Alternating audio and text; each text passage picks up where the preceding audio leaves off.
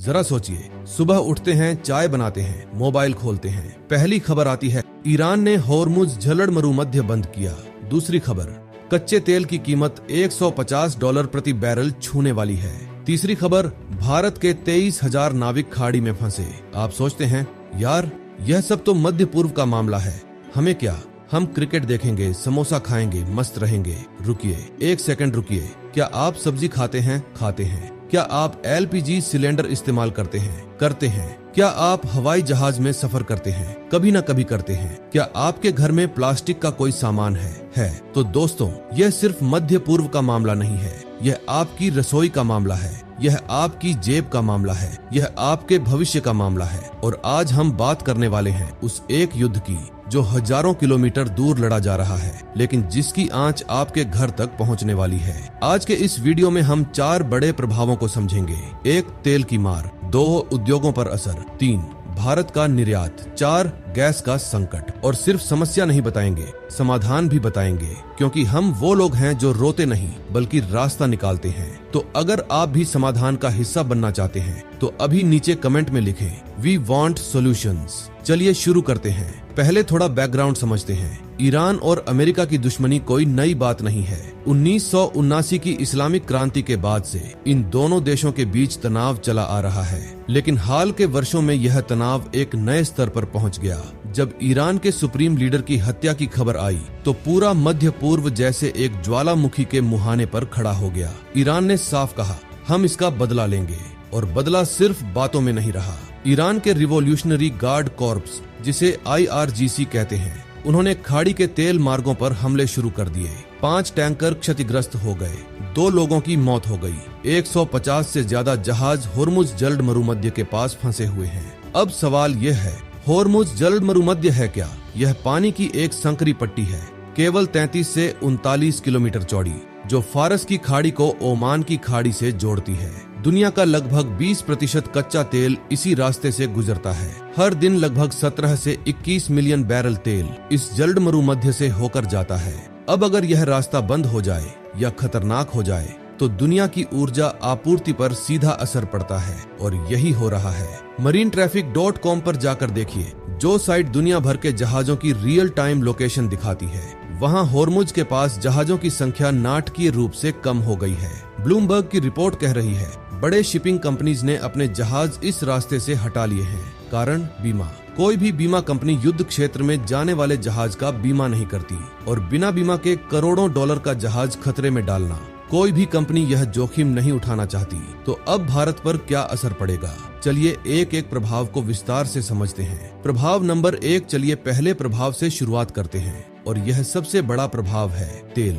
Qatar ने चेतावनी दी है कि कच्चे तेल की कीमत $150 प्रति बैरल तक जा सकती है। आज की कीमत करीब 75 से $80 प्रति बैरल है, यानी दोगुनी से भी ज्यादा। अब आप कहेंगे, भाई मेरे पास कार नहीं है, बाइक नहीं है, पेट्रोल महंगा हो, मुझे क्या? ठीक है, तो बताइए, आप खाना खाते हैं, वो खाना खेत से आपकी थाली तक कैसे पहुंचता है? ट्रक से, टेम्पो से, रेफ्रिजरेटेड वाहन से। जब पेट्रोल महंगा होगा, ट्रांसपोर्ट महंगा होगा। जब ट्रांसपोर्ट महंगा होगा, सब्जी महंगी होगी। जब सब्जी महंगी होगी, दाल चावल महंगे होंगे, और आखिरकार आपकी रसोई का बजट बिगड़ जाएगा। पेट्रोल की कीमत और महंगाई का सीधा रिश्ता है, यह रिश्ता तोड़ा नहीं जा सकता। अब एक बड़ी समस्या की बात करते हैं। अंतर्राष्ट्रीय ऊर्जा एजेंसी IEA का डेटा देखिए। जापान के पास 260 दिनों का तेल भंडार है, सिंगापुर के पास 245 दिन, दक्षिण कोरिया के पास 210 दिन, अमेरिका के पास 200 दिन। यानी ये सभी देश 6 महीने तक तेल आयात बंद हो जाए तो भी चल सकते हैं। और भारत के पास 25 दिन, सिर्फ 25 दिन का कच्चा तेल भंडार, और पड़ोसी पाकिस्तान के पास तो केवल 3 दिन का। अब घबराइए नहीं, ये सुनने में जितना डरावना लगता है उतना है नहीं, लेकिन ये बताता है कि हम कितने वल्नरेबल हैं। इस 25 दिन का मतलब है ये हमारा स्ट्रेटेजिक क्रूड ऑयल रिजर्व है, यानी वो कच्चा तेल जो रिफाइनरी को रॉ मटेरियल के रूप में जाता है, जिससे पेट्रोल डीजल बनता है। इसके अलावा सरकार के अनुसार हमारे पास 25 दिन का तैयार पेट्रोल और डीजल भंडार है, रिफाइनरीज में, बंकरों में, हर जगह मिलाकर। और साथ में 9.5 दिन का सामरिक रिजर्व, जिसे इमरजेंसी के अलावा हाथ नहीं लगाते। फरवरी 2025 के डेटा के हिसाब से देखें तो कुल मिलाकर करीब 64.5 दिन की क्षमता थी। लेकिन आज की सिचुएशन में अगर युद्ध लंबा खिंचा तो ये पर्याप्त नहीं है। पेंटागन की रिपोर्ट कहती है ये संघर्ष सितंबर तक चल सकता है। अगर सितंबर तक चला तो हमारे पास पर्याप्त भंडार नहीं होगा। अब एक और बात, रशिया का तेल। आपने खबरें सुनी होंगी कि अमेरिका ने भारत को 30 दिनों के लिए रशिया से तेल खरीदने की अनुमति दी। ये सुनकर मुझे भी गुस्सा आया, लेकिन इस पर हम बाद में बात करेंगे। अभी समझिए, भारत रशिया से तेल खरीद रहा है। 2022 से खरीद रहा है, जब रशिया यूक्रेन युद्ध शुरू हुआ था। तब रशिया पर पश्चिमी देशों ने बंदिशें लगाई। रशिया को कोई नहीं खरीद रहा था, तो उसने डिस्काउंट पर बेचना शुरू किया और भारत ने समझदारी दिखाते हुए बहुत बड़े पैमाने पर खरीदा। अब जब खाड़ी का तेल महंगा और खतरनाक हो गया है तो रशिया से खरीदना और भी ज्यादा रैशनल हो गया है। अब असली सवाल, भंडारण की समस्या। 2020 में याद है, कोविड का लॉकडाउन था। तेल की मांग धड़ाम से गिर गई। कीमतें इतनी नीचे गई कि WTI क्रूड ऑयल की कीमत नेगेटिव हो गई। हाँ, माइनस में, यानी लोग तेल मुफ्त में देने के लिए तैयार थे, बस कोई उठा ले। उस वक्त अगर हमारे पास स्टोरेज होता तो हम अगले 5 साल के लिए तेल भर सकते थे, बेहद सस्ते दाम पर। लेकिन हम नहीं कर पाए क्योंकि हमारे पास जगह नहीं थी। 2021 में, एक साल बाद, सरकार ने 2 नई सुविधाओं को मंजूरी दी।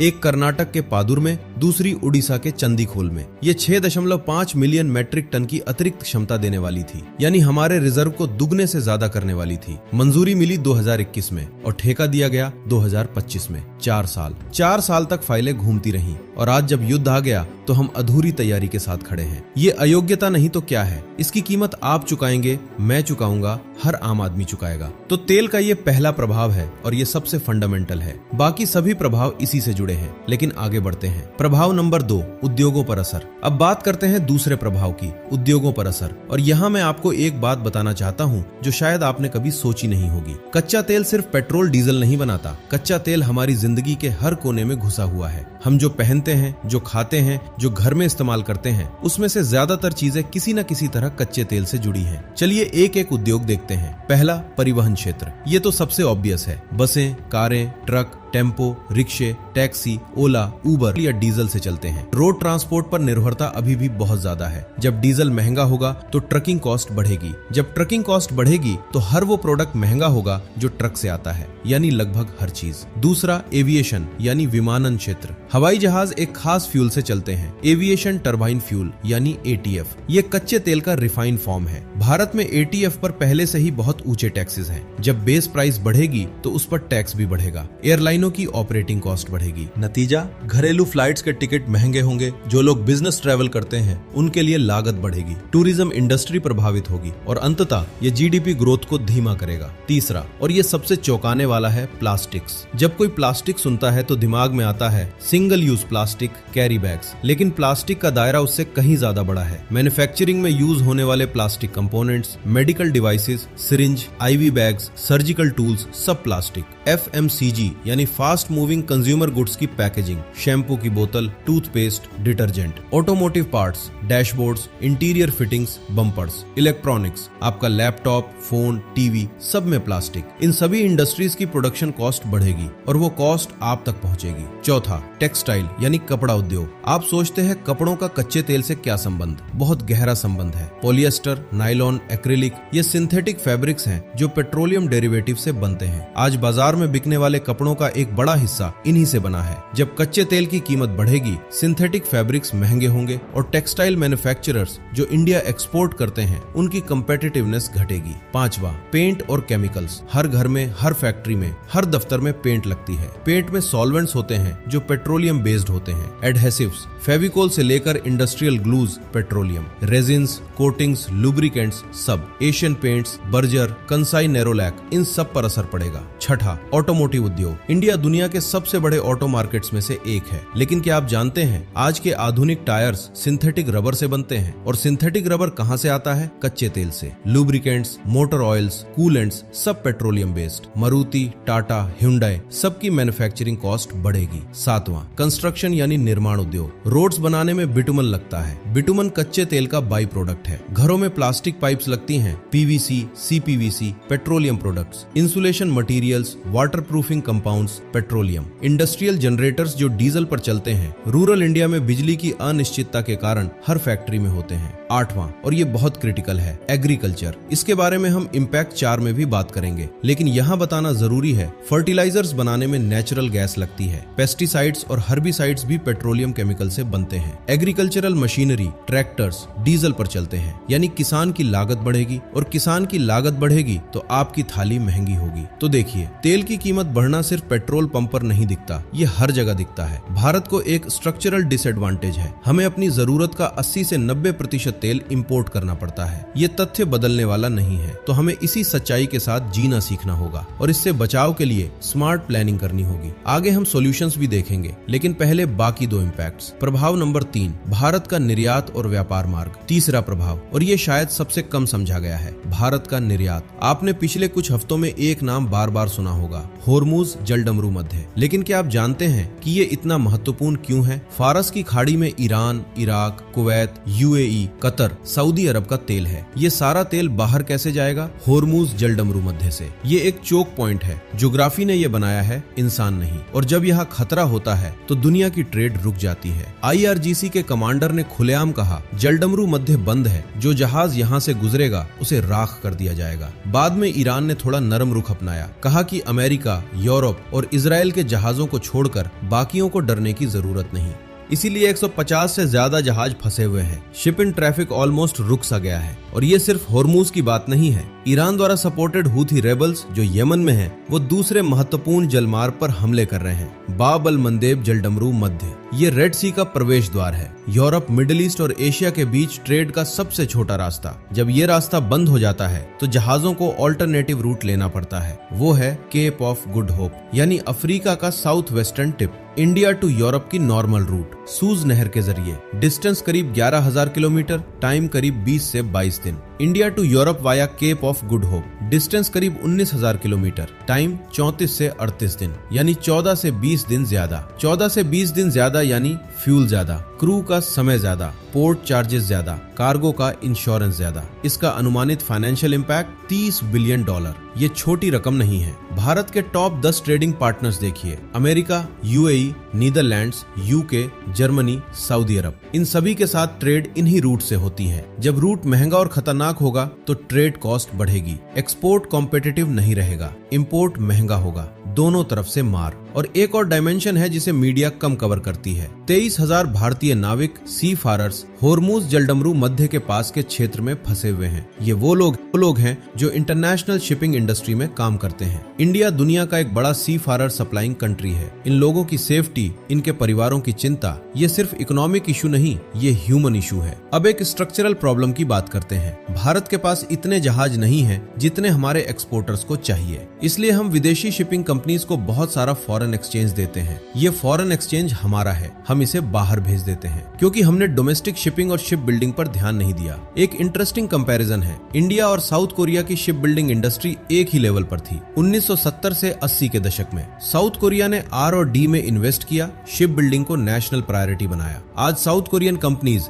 Hyundai heavy industries, Samsung heavy दुनिया के टॉप शिप बिल्डर्स हैं। और आज साउथ कोरियन कंपनीज इंडिया में शिप बिल्डिंग कॉन्ट्रैक्ट साइन कर रही हैं। वो आगे गए, हम पीछे रह गए। कंटेनर मार्केट देखिए, दुनिया के 95% शिपिंग कंटेनर्स चाइना बनाता है। इंडिया को जितने कंटेनर्स चाहिए उसका एक छोटा सा फ्रैक्शन हम बनाते हैं, वो भी चाइना से महंगा। अगर हम एक्सपोर्ट ओरिएंटेड इकोनॉमी बनना चाहते हैं तो हमें शिपिंग कैपेसिटी और कंटेनर मैन्युफैक्चरिंग में इन्वेस्ट करना होगा। गवर्नमेंट ने हाल के वर्षों में इस दिशा में कदम उठाए हैं, लेकिन जैसा हमेशा होता है, टू लिटिल टू लेट। लेकिन चलते हैं आगे, चौथे और सबसे डेंजरस इंपैक्ट की तरफ। प्रभाव नंबर 4, गैस का संकट, सबसे खतरनाक। और अब हम आते हैं चौथे प्रभाव पर, जो मेरे नजरिए से सबसे खतरनाक है, जिसके बारे में मेन स्ट्रीम मीडिया बहुत कम बात कर रही है। Gas, natural gas. कतर, छोटा सा देश सऊदी अरेबिया के बगल में, पॉपुलेशन मुश्किल से 28 लाख, लेकिन दुनिया की नेचुरल गैस सप्लाई में इसकी हिस्सेदारी 20%। दुनिया की हर 5वीं unit of natural gas Qatar से आती है। और ये सारी गैस कहां से गुजरती है? होर्मुज जलडमरू मध्य से।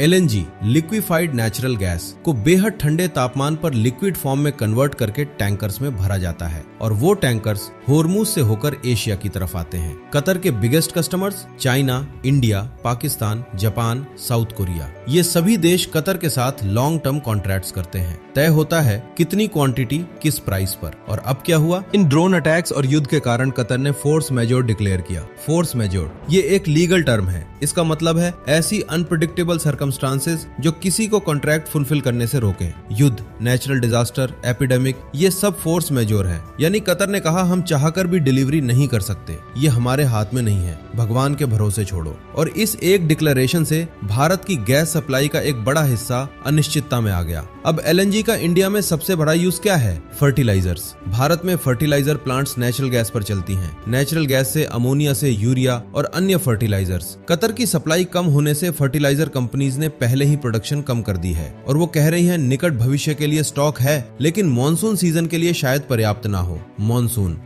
भारत में एग्रीकल्चर का सबसे क्रिटिकल समय, जब किसान खेत में बीज डालता है, जब फर्टिलाइजर्स की सबसे ज्यादा जरूरत होती है। उस वक्त अगर फर्टिलाइजर्स कम हो तो कृषि उत्पादन घटेगा, फूड सिक्योरिटी खतरे में आएगी और खाने की कीमतें आसमान छू सकती हैं। इसके अलावा cooking gas, LPG, liquefied petroleum gas, जो आपके घर में सिलेंडर में आता है, ये भी पेट्रोलियम और नेचुरल गैस का ही डेरिवेटिव है। अगर सप्लाई डिसरप्टेड हुई तो डोमेस्टिक कुकिंग गैस की अवेलेबिलिटी में भी प्रॉब्लम हो सकती है। ये अपर क्लास की प्रॉब्लम नहीं है, ये करोड़ों मध्यम वर्गीय और गरीब परिवारों की प्रॉब्लम है। अब सवाल, क्या कतर की जगह दूसरे देशों से गैस नहीं खरीद सकते? हाँ, खरीद सकते हैं, रशिया से, ऑस्ट्रेलिया से, यूएसए से। लेकिन प्रॉब्लम क्या है? प्राइस। कतर के साथ जो लॉन्ग टर्म कॉन्ट्रैक्ट की प्राइस तय थी, आज उस प्राइस पर कोई नहीं बेचेगा, क्योंकि मार्केट में अचानक डिमांड बढ़ गई है, सप्लाई कम हुई है, तो प्राइस ऊपर जाएगी। इकोनॉमिक्स का बेसिक रूल याद कीजिए, सप्लाई कम, डिमांड ज्यादा, प्राइस बढ़ेगी। कतर का 20% प्रोडक्शन बंद हुआ, बाकी 80% पर एक्स्ट्रा प्रेशर। जो चाहिए वो कम, जो मांगना है वो ज्यादा, प्राइस अप। और यहाँ एक इंटरेस्टिंग पॉइंट है, अमेरिका दुनिया का सबसे बड़ा नेचुरल गैस सप्लायर बन गया है। जब मिडिल ईस्ट में सप्लाई डिसरप्टेड होती है, सबसे ज्यादा फायदा अमेरिका को होता है। थिंक अबाउट इट, मध्य पूर्व में जंग होती है, गैस सप्लाई रुकती है, सब इमरजेंसी में अमेरिका से खरीदते हैं, अमेरिका रिकॉर्ड प्रॉफिट करता है। कोइंसिडेंस? भारत की गैस वल्नरेबिलिटी बहुत बड़ी है। हमने अपनी डोमेस्टिक गैस प्रोडक्शन पर उतना ध्यान नहीं दिया जितना देना था। कृष्ण गोदावरी बेसिन में रिजर्व्स हैं, लेकिन एक्सट्रैक्शन और इंफ्रास्ट्रक्चर वहाँ भी डिलेज हैं, तो हम इंपोर्ट डिपेंडेंट हैं। और जब इंपोर्ट कॉस्टली हो जाता है तो हम फंस जाते हैं। तो चारों प्रभावों को एक बार देखते हैं। 1, तेल महंगा होगा, महंगाई बढ़ेगी। 2, उद्योगों की लागत बढ़ेगी, प्रोडक्ट्स महंगे होंगे। 3, ट्रेड रूट्स डिसरप्टेड, एक्सपोर्ट्स प्रभावित होंगे। 4, गैस संकट, एग्रीकल्चर और डोमेस्टिक यूज दोनों पर असर। ये चारों मिलकर एक परफेक्ट स्टॉर्म बनाते हैं। लेकिन हम यहाँ सिर्फ रोने नहीं आए। तो अब बात करते हैं सॉल्यूशंस की, समाधान, आगे का रास्ता। अब सबसे इंपॉर्टेंट हिस्सा,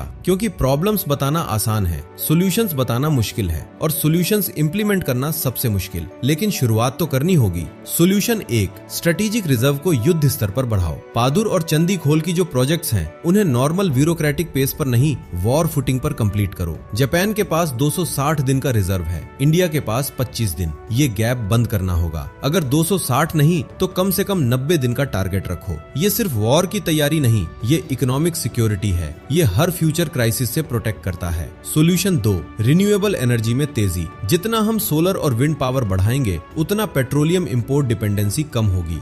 इंडिया ने इस डायरेक्शन में काम किया है। सोलर कैपेसिटी बड़ी है, लेकिन पेस और बढ़ानी होगी। इलेक्ट्रिक व्हीकल्स की adoption, particularly commercial vehicles, long term में ट्रांसपोर्ट सेक्टर की पेट्रोलियम डिपेंडेंसी कम करेगी। सॉल्यूशन 3, फ्यूल कंजर्वेशन, राष्ट्रीय प्रायोरिटी बनाओ। पाकिस्तान ने वर्क फ्रॉम होम डिक्लेयर किया फ्यूल बचाने के लिए। चाइना ने रिफाइंड पेट्रोलियम प्रोडक्ट्स का एक्सपोर्ट बंद किया। इंडिया को भी इस डायरेक्शन में सोचना होगा। Practical steps, work from home को बढ़ावा देना, पब्लिक ट्रांसपोर्ट को प्रायोरिटी देना, बेटर फुटपाथ, साइकिलिंग लेन्स, ताकि शॉर्ट डिस्टेंसेस के लिए गाड़ी ना निकालनी पड़े। ऑफिस टाइमिंग्स में वेरिएशन, ताकि ट्रैफिक जैम कम हो और फ्यूल वेस्ट कम हो। ये छोटे छोटे स्टेप्स लगते हैं, लेकिन 1.4 बिलियन लोगों के लेवल पर इनका कंबाइंड इम्पैक्ट बहुत बड़ा होता है। सॉल्यूशन 4, डोमेस्टिक शिपिंग और कंटेनर मैन्युफैक्चरिंग। इंडिया को अपनी शिपिंग कैपेसिटी बिल्ड करनी होगी। फॉरेन शिपिंग कंपनीज को इतना फॉरेन एक्सचेंज देना बंद होना चाहिए। कंटेनर मैन्युफैक्चरिंग में इन्वेस्टमेंट, शिप बिल्डिंग को नेशनल प्रायोरिटी। ये 5 साल का काम नहीं, ये 10 से 15 साल का काम है, इसीलिए कल से शुरू करना होगा।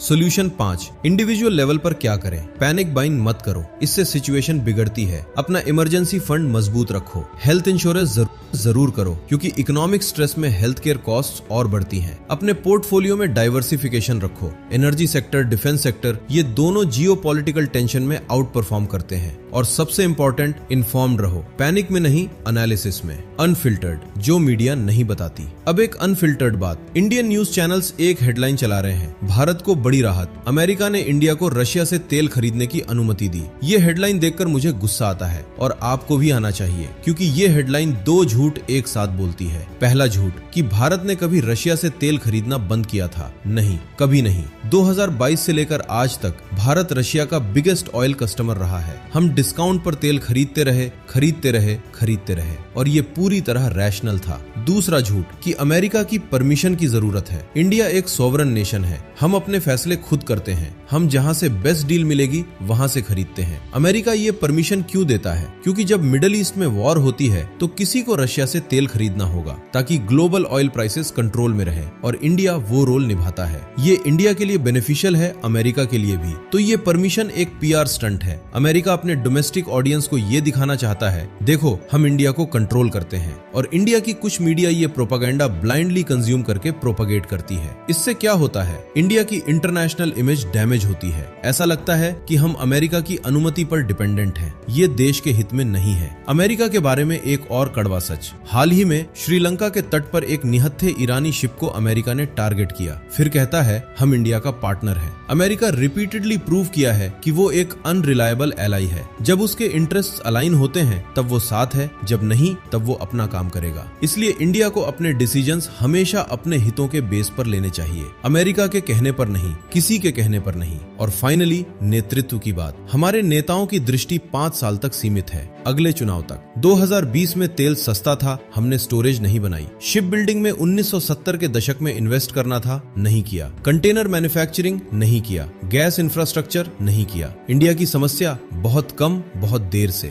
हम हर सेक्टर में कैचअप खेल रहे हैं, लेकिन ये सिर्फ गवर्नमेंट की जिम्मेदारी नहीं है, ये हम सब की जिम्मेदारी है। जब हम बेटर पॉलिसीज डिमांड करते हैं, जब हम इंफ्रास्ट्रक्चर के बारे में अवेयर होते हैं, जब हम वोट करते हैं और अकाउंटेबिलिटी मांगते हैं, कभी चीजें बदलती हैं। आज हमने देखा होर्मुज जलडमरू मध्य में जो हो रहा है वो सिर्फ एक जियोपॉलिटिकल कॉन्फ्लिक्ट नहीं है। ये आपकी रसोई की गैस है, ये आपके खेत की फर्टिलाइजर है, ये आपके सफर का टिकट है, ये आपकी नौकरी देने वाली कंपनी की प्रोडक्शन कॉस्ट है। हम एक इंटरकनेक्टेड वर्ल्ड में रहते हैं, और जो दुनिया के किसी कोने में होता है उसकी रिपल इफेक्ट्स हम तक जरूर पहुंचती हैं। लेकिन इंडिया ने बड़े बड़े संकट देखे हैं। 1991 का बैलेंस ऑफ पेमेंट्स क्राइसिस, 2008 का ग्लोबल फाइनेंशियल मेलोडाउन, कोविड-19। हर बार हम उठे, हर बार हमने अडेप्ट किया, हर बार हम आगे बढ़े। इस बार भी बढ़ेंगे, लेकिन उसके लिए जरूरी है अवेयरनेस, प्रिपरेशन, अकाउंटेबिलिटी। यही 3 चीजें हैं जो इंडिया को एक स्ट्रॉन्गर नेशन बनाएंगी। अगर आपको आज का वीडियो इन्फॉर्मेटिव और सोल्यूशन ओरिएंटेड लगा तो चैनल को सब्सक्राइब करें और नीचे कमेंट में जरूर लिखें वी वांट सॉल्यूशंस। देखते हैं लोग हैं या नहीं जो सिर्फ प्रॉब्लम्स नहीं, सॉल्यूशंस चाहते हैं। अगर आप अग्री करते हैं कि इंडिया का सबसे बड़ा दुश्मन इन्फॉर्म्ड ना होना है तो एक बार लाइक जरूर। मिलते हैं अगले वीडियो में, तब तक इन्फॉर्म्ड रहिए, रैशनल रहिए और इंडिया के बारे में सोचते रहिए। जय हिंद।